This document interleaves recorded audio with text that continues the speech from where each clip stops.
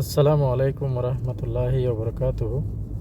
তো বন্ধুরা, এটা একটা হাইস আরামকো সাইটে এক পাকিস্তানি ড্রাইভার বালুর মধ্যে আটকে গেছে।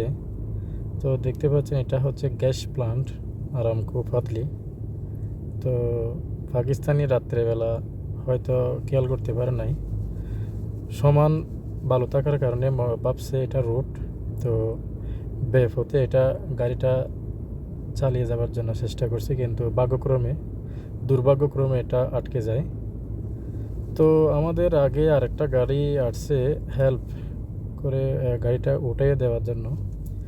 তো পরিশেষে সেফটি অফিসার আমাদেরকে ফোন করে বলে আমাদেরকে একটু সহযোগিতা করার জন্য। তো আমরাও আসছি।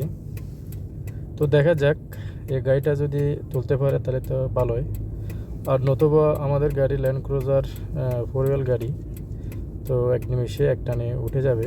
তো তারপরেও দেখি, চেষ্টা করে এরা যদি সামনের গাড়িটা যদি না পারে তাহলে আমরাই উঠিয়ে দিব।